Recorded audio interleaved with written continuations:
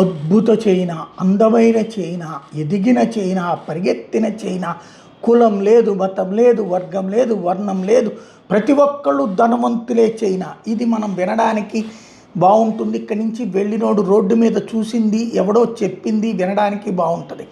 వాస్తవ చైనా అద్భుతం ఇప్పుడు సోషల్ మీడియా సాక్షిగా ఒక్కొక్కటి బయటపడుతుంటే చైనా సోషల్ మీడియాలో ఇది చైనా అంటే ఎంత గొప్పది అన్నటువంటి చూస్తే మనందరం కూడా ఆశ్చర్యపోతుంటాం. ఇదే చూపెడుతుంటారు మన వాళ్ళందరూ కూడా. కానీ ఈ వీటి వెనకాల మన హైటెక్ సిటీ కూడా ఇట్లాగే ఉంటుంది. ఆ పైన ఇదో బస్తీల్లోకి వెళ్తే ఇట్లాగుంటుంది మంది. ఇప్పుడు అది అంతే. అసలు నిజాలు, దాచిన నిజాలు ఒక్కొక్కటి బయటకు వస్తున్నాయి.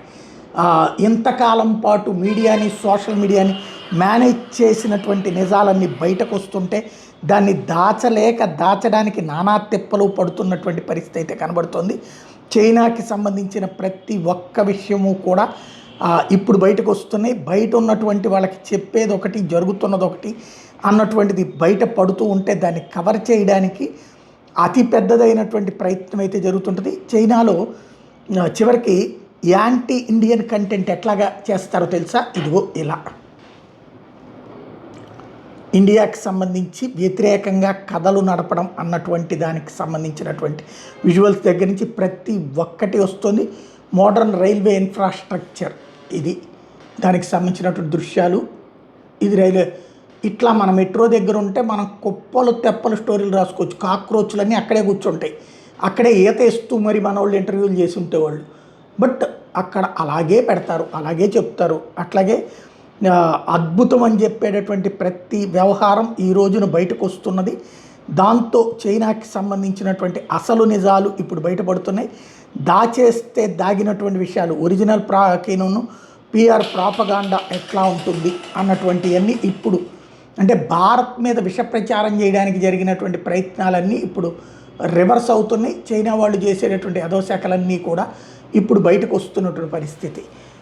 ఎందుకయ్యా అంటే భారత్ మీద విషం చిమ్మే ప్రయత్నం చేయడం వల్ల ఇప్పుడు కర్మగాలి ఆ విషయాలన్నీ బయటకు వస్తున్నటువంటిది. దాంతో కవర్ చేసుకోవడానికి రకరకాల ప్రయత్నాలు చేస్తున్నారు. అక్కడ హాస్పిటల్ ఎట్లా ఉంటాయి చైనాలో, మనోళ్ళు కార్పొరేట్ హాస్పిటల్లో బాగున్న వార్డులు చూపెడుతున్నట్టే అక్కడ కార్పొరేట్ హాస్పిటల్ బాగున్న వార్డులు ఇక్కడ మన వార్డుల్లో ఇట్లాగే ఉంటుంటాయి. ఇది అక్కడ దృశ్యాలు కూడా చైనాలో. బట్ ఇవన్నీ చూపెట్టారా ఇంతవరకు అంటే అక్కడికి వెళ్ళిన వాళ్ళు చూపించేది ఒక ఎత్తు. వాళ్ళకి ఏ చూపిస్తారో అయ్యే వాళ్ళు చూపెడతారు. పాప వాళ్ళ తప్పు కూడా కాదు, వాళ్ళు ఏమి చైనాలో పుట్టి పెరగలేదు కదా.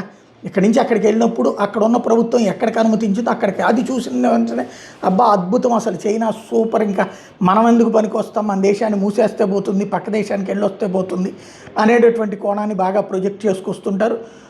అసలు నిజాలైతే దాచేసేటటువంటి వ్యవహారాలు ఇప్పుడు ఒక్కొక్కటి వెలుగులోకి వస్తున్నటువంటి వేళ ఏమీ లేదు ఇదంతా కూడా అద్భుతమే అని చెప్పేటటువంటి ప్రయత్నం అయితే ఇంకా చేస్తారు రాబోయేటటువంటి రోజుల్లో కూడా.